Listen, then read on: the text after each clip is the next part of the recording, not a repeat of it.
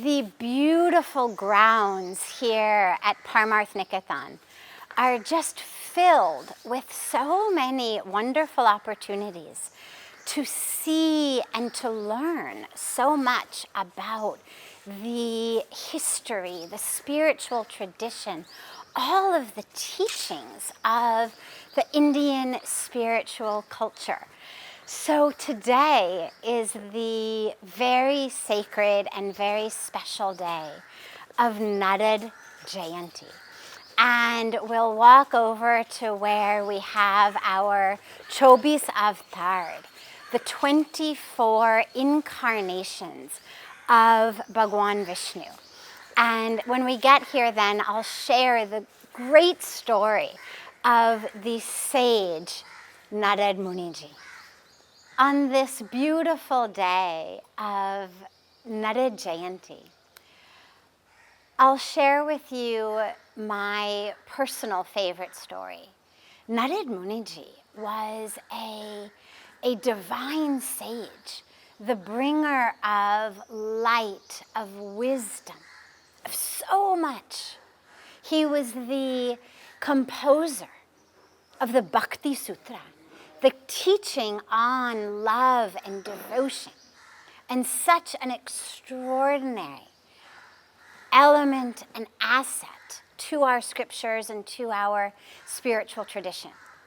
And his life stories give us such beautiful teachings for our own lives as well, and especially for that interweaving between spiritual enlightenment, spiritual awakening, and also that very human ego and frailty and ignorance.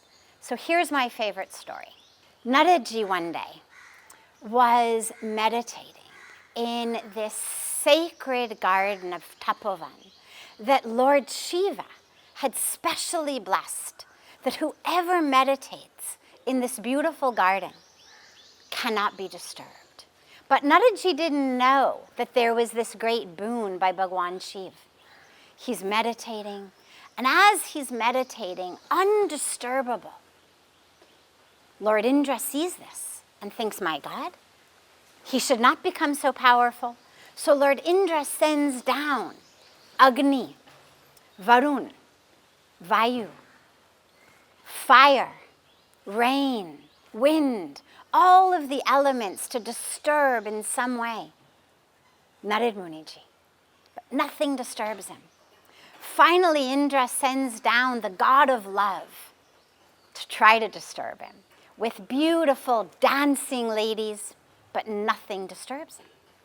So Naradji then gets this arrogance, you can say, and decides, I am the greatest, I'm the most powerful. He goes to Lord Shiva in Kailash, and he tells him, I was meditating, and even the god of love, nothing could disturb me. Now, Lord Shiva, of course, knew why nothing disturbed him. He knew that he was the one who had blessed this garden, but he didn't mention it. Then Naradji goes to Lord Vishnu, even though Lord Shiva had told him not to, but he did.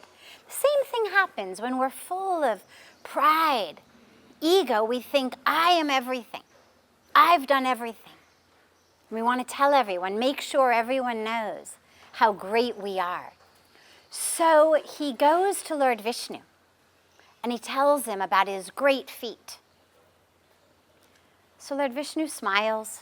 When Naradji's back now on earth, he finds himself face to face with the beautiful princess. And the king tells him that the princess is going to be married. She's having her swamvar, where she chooses her husband in just a few days. And he asks Narad Muniji to look at his daughter's palm and to tell her future. When Naradji looks into the princess's beautiful palm, he decides he has to be the one to get her hand in marriage. Doesn't tell the king, he just tells him, your daughter will have a very successful married life. But his heart is already pumping. He knows, I have to have her. So he goes to Lord Vishnu and he tells Lord Vishnu what has happened, and he says, you must give me the face of Hari, means God, that is so beautiful that I will win her hand at the Swayamvar, that she will choose me. So Lord Vishnu says, face of Hari, tathastu, so be it. It is done. Now in those days, people didn't have, full-length mirrors in their homes. There was no smartphones to check how you look. But Naradji was confident. Vishnu Bhagwan had blessed him with the face of Hari. He was going to win the princess's hand.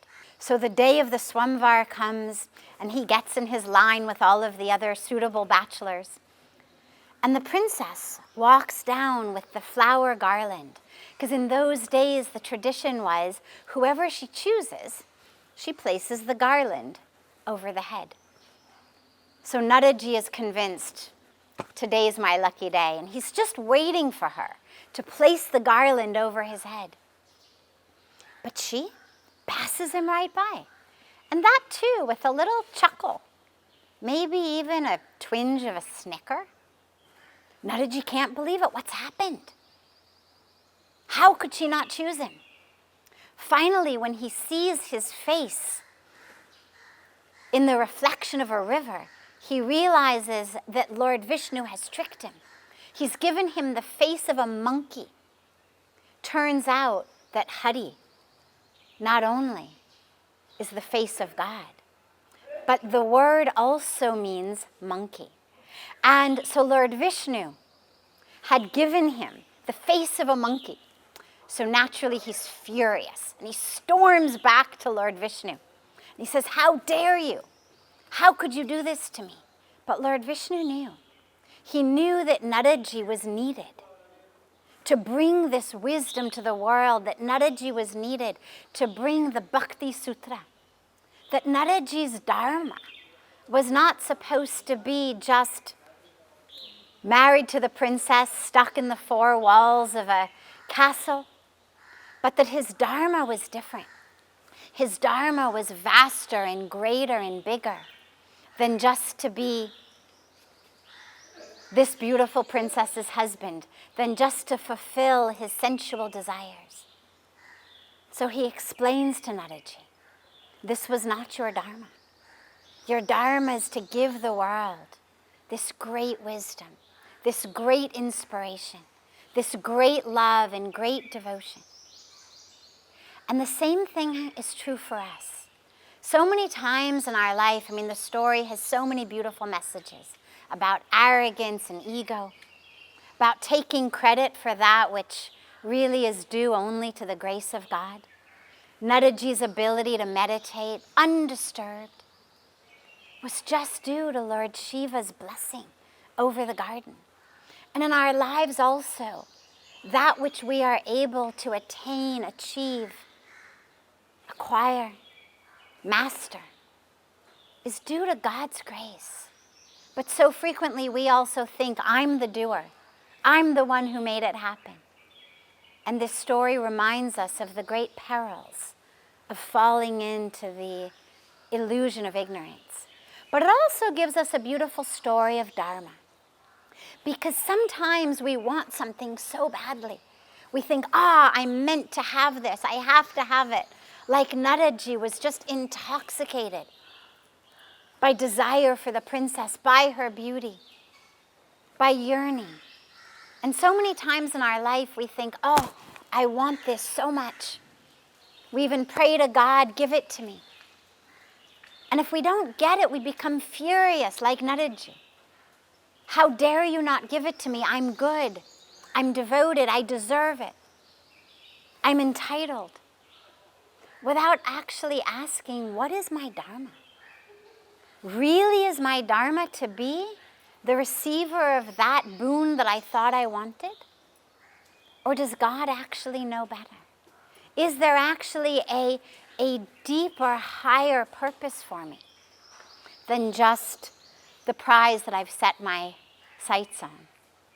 And lastly, There's a thread of karma and destiny. Because after Lord Vishnu explained to Naradji what had happened, why he had done this, in Naradji's fury and in his disappointment, as we all lose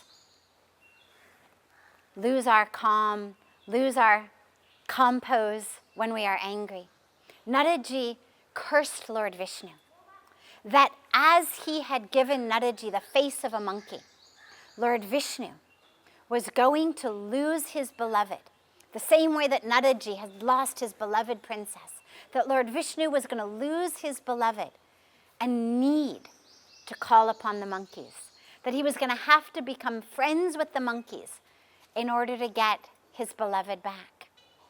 And of course, we all know the story of the Ramayan, the story of Lord Ram, this incarnation of Vishnu, losing his wife, Sitaji, to the demon king Ravan, and having to rely on Hanumanji and his army of monkeys to rescue Sitaji back. But of course, that had to happen. The destiny of bringing about the end of the reign of Lord Ravan had to happen through the incarnation of Lord Ram and Sitaji. Hence the curse of Naradji. So again, all of these beautiful karmic threads weave together that we so frequently don't have the ability to see until we are able to step back and really view the whole tapestry. So on this beautiful day of Narad Jayanti, let us remember the wisdom, the teachings, the Bhakti Sutra of love and devotion, and let us remember all of these beautiful teachings that we learn in just this one small story of the blissful and blessed life of Narad Muniji.